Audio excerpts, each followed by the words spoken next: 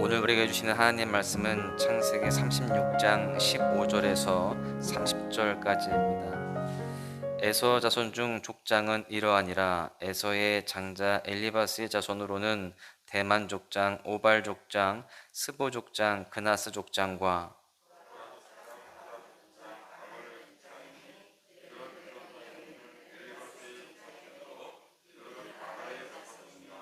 에서의 아들 루엘의 자손으로는 나핫 족장, 세라 족장, 삼마 족장, 미사 족장이니 이들은 에돔 땅에 있는 루엘의 족장들이요 이들은 에서의 아내 바스맛의 자손이며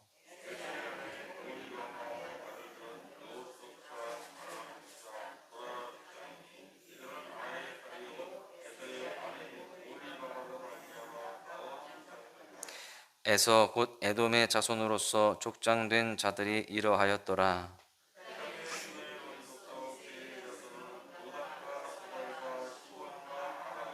디손과 에셀과 디산이니 이들은 에돔 땅에 있는 세일의 자손 중 호리 족속의 족장들이요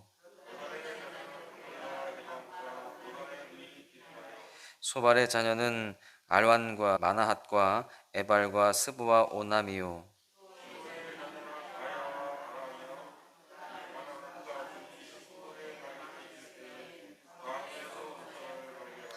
아나의 자녀는 디손과 오홀리바마니 오홀리바마는 아나의 딸이며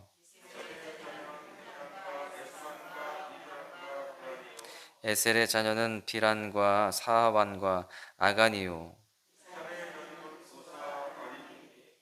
호리 족속의 족장들은 곧 로단 족장, 소발 족장, 시브온 족장, 아나 족장, 에셀 족장, 디산 족장이라. 이들은 그들의 족속들에 따라 세일 땅에 있는 호리 족속의 족장들이었더라. 아멘. 할렐루야. 우리가 정체성이라고 하는 표현을 종종 씁니다. 이 정체성은 사람이 존재하며 살아가는 힘이 되죠. 정체성이 분명한 사람은 자신의 삶의 방향과 또 사명이 분명합니다. 그런데 오늘 본문에 나오는 이 에서라고 하는 사람, 우리가 잘 알죠. 이 에서는 정체성이 흔들렸던 그런 인물 중에 하나입니다.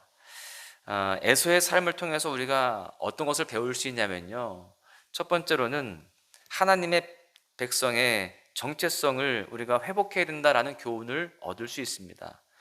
오늘 본문 20절에서 21절에 보시면 그 땅의 주민 호리 족속 세일의 자손은 로단과 소발과 시브온과 아나와 디손과 에셀과 디산이니 이들은 에돔 땅에 있는 세일의 자손 중 호리 족속의 족장들이요.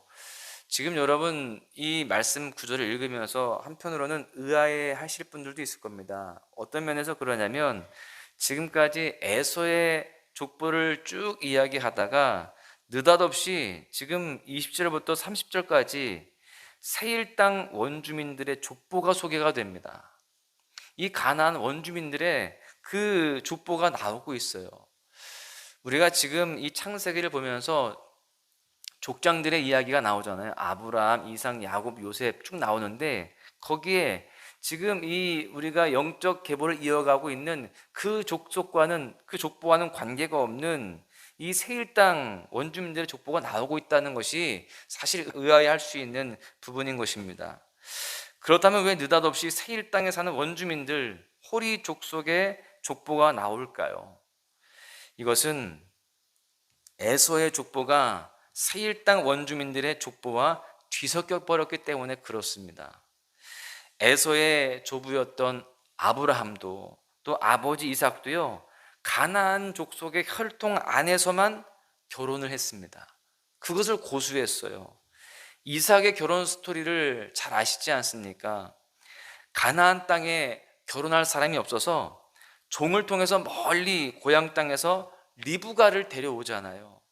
같은 혈통 안에서 그렇게 결혼을 시키기 위해서 그렇게 했던 것입니다.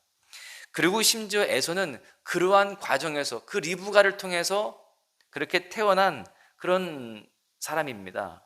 그런데도 이 에서는 이방 여인과 쉽게 결혼을 했습니다. 창세기 36장 2절에 보시면 에서가 가나안 여인들과 결혼했다라는 그런 기록이 나오죠. 그리고 에서는 언약 안에 머물던 자기 가족의 뿌리를 떠나고 약속의 땅마저도 손쉽게 떠났습니다. 우리가 어제도 살펴보았었죠. 그리고 세일 땅에 가서도요, 그들과 아무런 구별됨이 없이 그들과 똑같이 되어서 그렇게 섞이게 되었다라는 것입니다. 에서는 이렇게 하나님의 언약의 자손이라고 하는 정체성을 상실해 버렸습니다. 오늘 우리는 어떤 정체성을 가지고 살아가고 있습니까? 하나님의 가장 우선적인 속성은 바로 거룩입니다. 거룩은 구별되었다라는 의미를 가지고 있죠. 하나님의 백성 또한 이 거룩함을 가지고 살아가야 됩니다. 세상과 구별된 그러한 모습으로 살아가야 되는 것이죠. 이 말은 세상과 회피해서 살아가야 된다 이런 의미가 아닙니다. 세상에 살지만 중요한 가치와 생각에 있어서 결정적으로 다름이 있다라는 것이죠. 즉 세상에 살아가면서도 우리가 그리스도인의 정체성을 가지고 살아가야 된다 이것입니다. 여러분, 이것을 잘 나타내는 말씀이 고린도후서 6장입니다. 너희는 믿지 않는 자와 멍에를 함께 매지 말라. 의와 불법이 어찌 함께하며 빛과 어둠이 어찌 사귀며 그리스도와 벨리알이 어찌 조화되며 믿는 자와 믿지 않는 자가 어찌 상관하며 하나님의 성전과 우상이 어찌 일치가 되리요. 우리가 하나님의 나라와 세상 나라 중에 어디에 속하여 있는가, 이것을 우리는 늘 기억하면서 살아가야 되는 것입니다. 이것이 바로 하나님 백성의 정체성이다라는 것입니다. 특별히 하나님께서는 우리 그리스도인의 역할을 세상의 빛과 소금이라고 이렇게 정해 주셨습니다. 소금과 빛은 정체성에 관련된 말씀이라고 볼 수 있어요. 너희는 내가 이미 소금과 빛으로 삼았다. 그러니 짠 맛을 잃지 말고 또 너희가 가진 빛을 비추면서 살아가라. 이렇게 말씀을 하시는 것입니다. 우리는 하나님의 나라에 속하여 있지만 또 세상 나라에서 현실의 삶을 살아갑니다. 세상에서 우리는 빛과 소금으로 존재합니다. 눈에 보이지 않는 하나님이 계시며 그분의 나라가 바로 이런 곳이라는 것을 보여주면서 살아가는 것입니다. 이것이 바로 성도된 우리가 이 땅에서 맡은 사명이고 또 마땅히 살아가야 할 정체성인 것입니다. 우리가 그 정체성을 가지고 그 삶을 감당하지 않는다면, 우리가 그리스도인으로서의 정체성을 잃어버린다면 에서가 그렇게 세상 사람들과 섞이면서 살아가다가 결국에는 세상의 역사에 편입돼 버리고요, 또 흔적도 없이 사라졌던 것처럼 우리도 그렇게 될 수 있는 것입니다. 우리는 하나님 나라 역사에서 기억이 되어야 되고요, 또 하나님께 인정받는 삶이 되어야 됩니다. 그래서 우리는 내가 어디에 속하여 있는지 늘 스스로를 돌아보면서 또 믿음의 삶을 살아가고자 늘 기도하면서 살아가야 할 줄로 믿습니다. 그 가운데에 맛을 잃지 않고 빛을 잃지 않고 살아가는 그러한 사명을 감당하는 모습들이 되어야 되는 것이죠. 우리 존재 이유를 기억하면서 우리가 주어진 오늘 하루 속에서도요, 그리스도의 향기가 되어서 그렇게 살아갈 수 있기를 간절히 소망합니다. 두 번째는 우리의 시선은 하늘을 향해야 한다라는 사실입니다. 우리가 정체성을 회복할 뿐만이 아니라 늘 우리의 시선이 땅이 아니라 세상이 아니라 오직 하늘에 있어야 되고 주님께만 머물러 있어야 된다라는 것입니다. 본문은 에서의 자손 중에서 특별히 족장들을 소개합니다. 족장이라고 하는 번역된 이 단어는 1000명 단위의 우두머리라고 그렇게 알 수 있습니다. 그 당시의 사회에서 큰 영향력을 미치던 사람들이라고 볼 수 있죠. 에서의 족보에서 족장들이 계속해서 언급되는 것은 이들이 세상에서 출중했고 또 이름을 냈다라는 그런 의미입니다.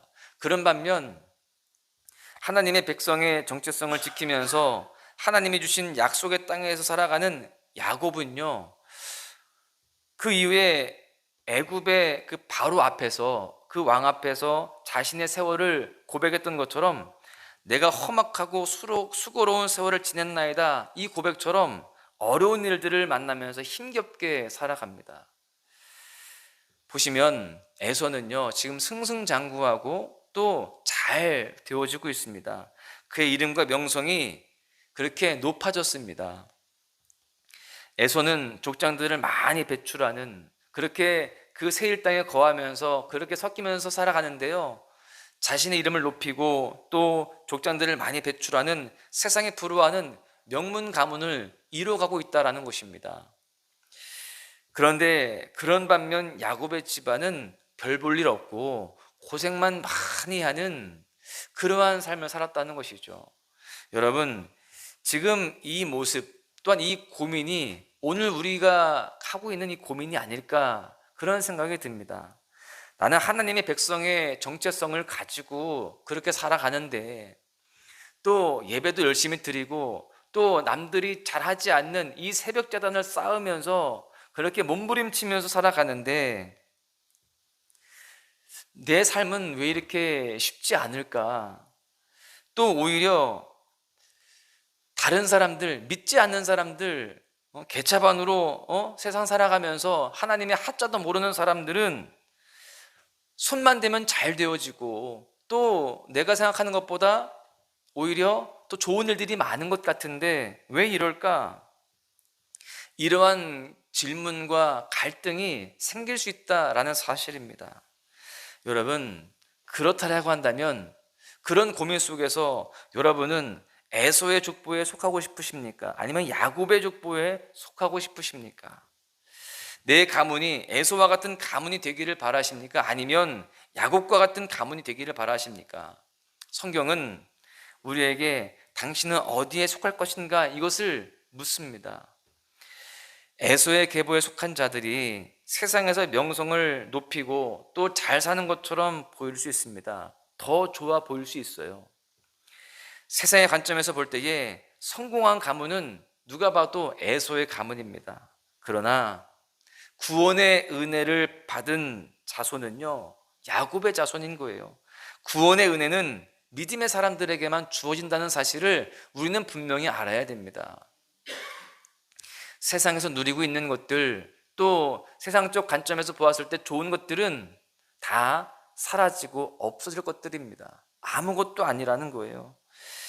에서의 성공은 또한 그리 길지 못했습니다. 마치 뿌리를 제대로 내리지 못한 풀처럼 속히 자라는 것만큼 속히 시들게 되어 있다는 것입니다. 한때 에서가 우등하고 또 야곱이 열등한 것처럼 그렇게 보였지만 결국 시간이 지남에 따라서 무엇이 진짜였는지가 드러나게 됩니다. 에서와 야곱의 이야기를 통해서 우리는 일시적으로 화려하고 우월한 것에 시선을 두기보다는요, 땅에 깊이 뿌리 박는 게 지혜롭다는 것을 우리는 기억해야 됩니다. 우리는 세상이 알아주지 않더라도 하나님이 인정해 주시는 그 길로 가야 됩니다. 믿음의 뿌리를 깊이 내리고 우리가 주님이 원하시는 그 삶을 살아내는 그런 모습이 되어야 됩니다. 세상의 화려함 때문에 우리가 뿌리 내린 예수 그리스도에게서 뿌리를 거두는 그런 어리석음을 범하면 안 되는 것이죠. 하나님께 뿌리를 내린 자들은 하나님께서 반드시 책임져 주십니다. 모든 것이 합력하여 선을 이루도록 그렇게 함께하여 주십니다. 하나님께서는 예수 그리스도를 모시고 살아가는 우리 모두를 기억고 승리하게 하여 주시고 또 하늘의 영광 가운데에 우리를 이끌어 주실 것입니다. 지금 당장 우리가 현실의 삶에서 보여지는 그 현상들 속에서 우리가 흔들리고 그 가운데 우리 시선이 하늘에서 땅으로 옮겨지는 것이 아니라 오직 끝까지 믿음으로 살아가는 그런 모습들이 되어야 하는 줄로 믿습니다. 말씀을 마무리하는데요, 오늘 이 시간 내가 정말 사모하고 바랄 것은 무엇인지를 우리가 돌아보아야 됩니다. 세상은 이 세상에서 얻을 분깃이 전부다, 그것이 가장 가치 있는 일이다 라고 그렇게 이야기하면서 인간의 욕심을 부추깁니다. 그러나 믿음의 사람들은 그 소망하는 것이 세상과 달라야 됩니다.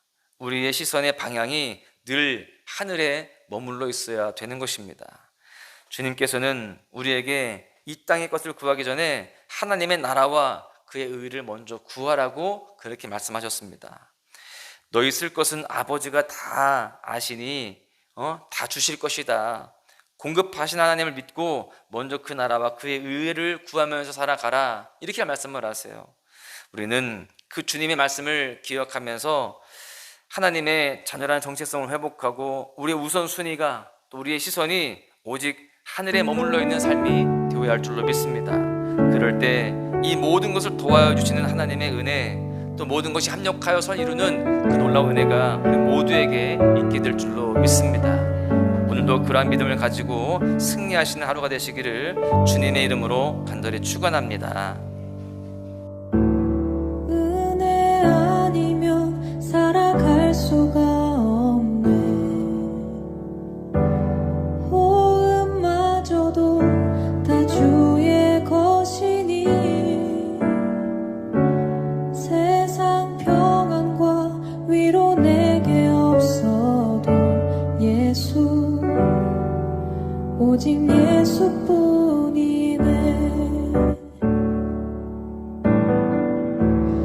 은혜 아니면 살아갈 수가 없네.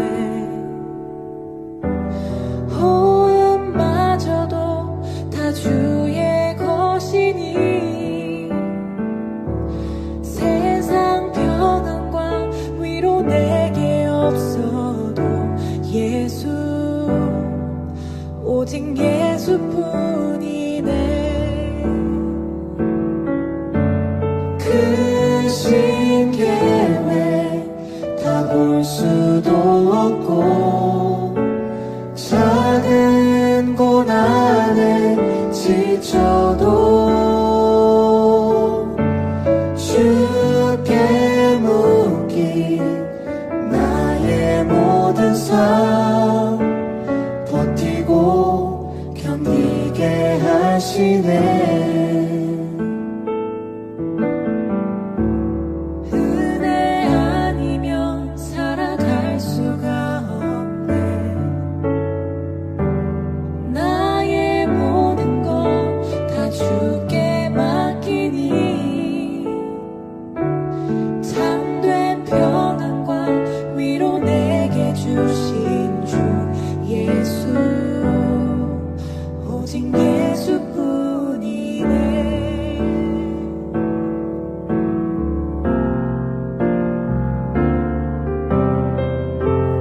은혜 아니면 살아갈 수가 없네. 호흡마저도 다 주의 것이니 세상 평안과 위로 내게 없어도 예수, 오직 예수뿐이네.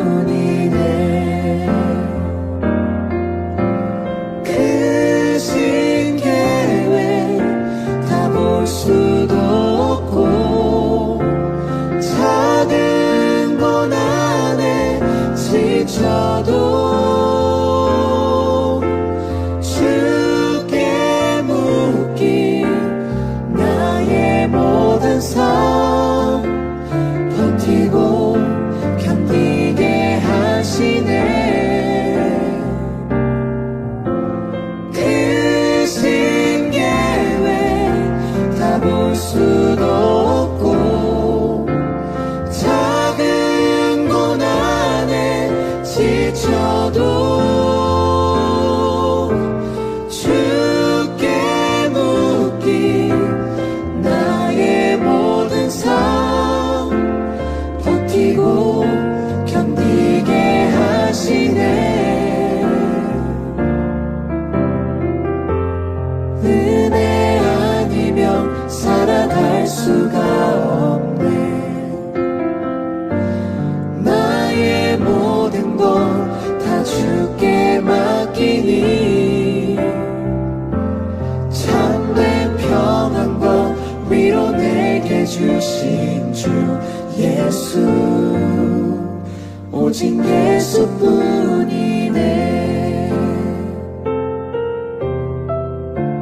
참된 평안과 위로 내게 주신 주 예수, 오직 예수뿐